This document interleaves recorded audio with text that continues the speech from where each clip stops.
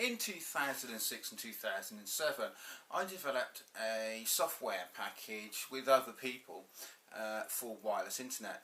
The whole idea behind it then was that the internet was so slow and so rubbish and unreliable that you needed something that was a bit better.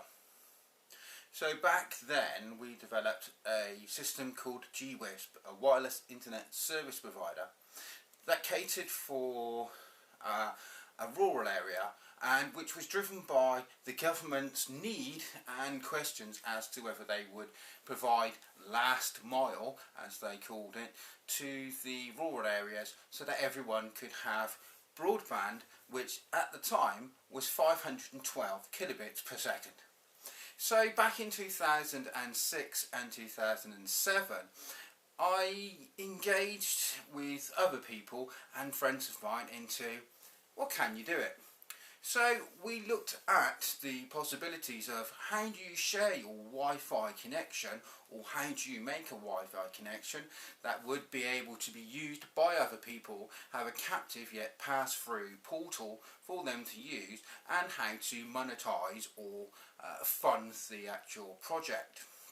So back then it was relatively easy, the speeds were good, and it's now 15 years later and none of the service providers have actually caught up with what was actually done back then. Unfortunately, in 2007 and 2010 I had to stop production on it because of tyrants and oppression. So I didn't actually complete the project, although the research and development was completed and we actually set up a mesh covering a 35-mile radius. So what I'm going to do now in 2020 is to shoot some videos and set up the network, because what I'm actually going to do is run out the network now. We have servers here, we have the wireless equipment still from back then, and we have some of the software, although technically I have got a bit clueless as to what I'm doing. So for those of you that followed me back in 2006 and 2007, what I will be doing is producing a set of videos in a series which is going to probably follow the mistakes and errors and problems I'm going to have in recreating what I had done 15 years ago.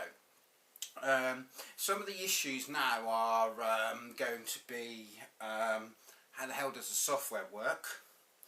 I have some idea, but I'm pretty much clueless, as anyone else would be, attempting to do the same. Of course, when I did the wireless network, the WISP, what I did was I put together a two-section part. So we have the internet on one side and telecoms on the other side. I did some other things which were a bit painted, which I won't probably go into in detail. However, the telephone companies were using a wireless service to produce or provide telephone services exactly the same, and I know that from Hardware Analyst, which is a website.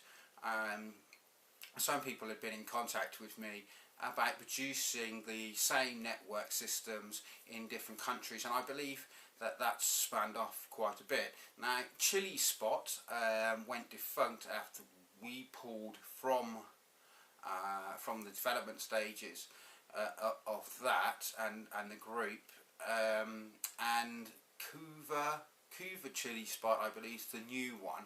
However, we've got the old software, the original software as it was developed, and the various other software which is required. So basically, setting up a wireless network, obviously you need your wireless system and then your network and your backhaul. So the three or four main parts of it are really fundamental. However, getting it set up and running it is probably one thing, administrating it another, and the technicalities behind LOS, line of sight, and antenna setup is really paramount to whether your WISP will work or not.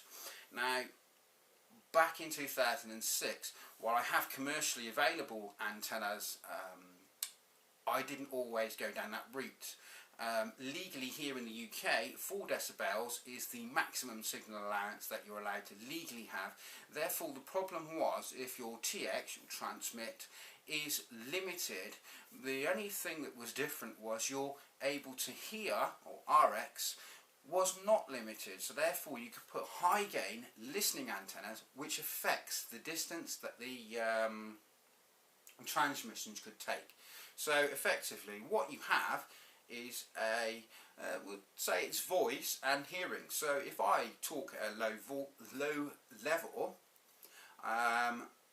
at standard hearing you wouldn't hear me, but if your hearing was amplified you would hear me. Therefore you can increase the range of what can be said at a low volume far away, I'm going out of camera, and increase it by being able to hear better.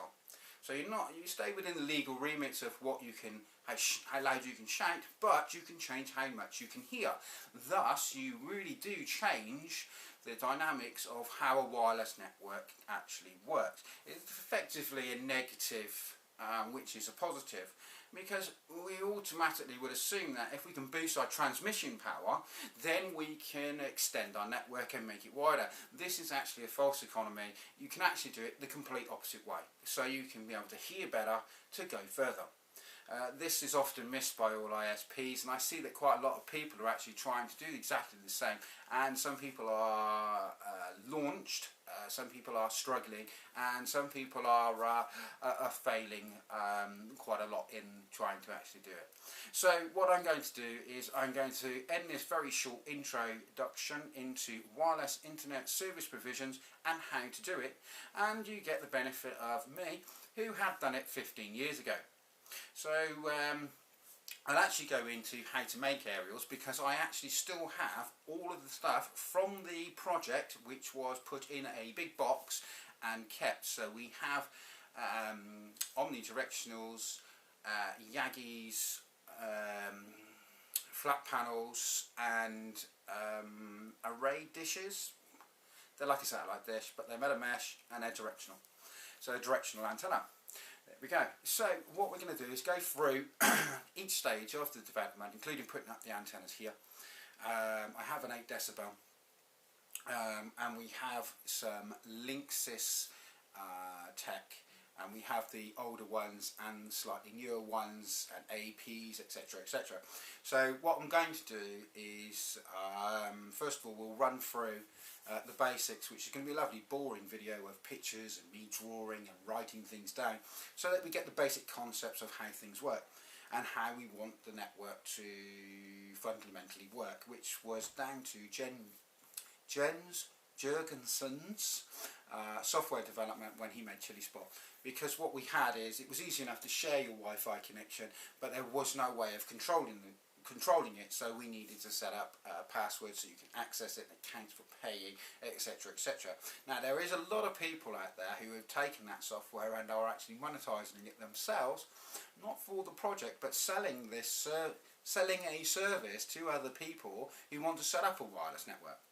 So in that respect it's a bit, well, kind of dishonest. It's open source software, and it's not dishonest really, I suppose, but it was set up so that the radius servers and payment pages, which were freely distributed, were used to just as a single service. It's the easy part of wireless internet and wireless hotspot setup, is to have it, but where the setup side of it is slightly more difficult, and in fact it is logistically extremely difficult, because you have to have line of sight.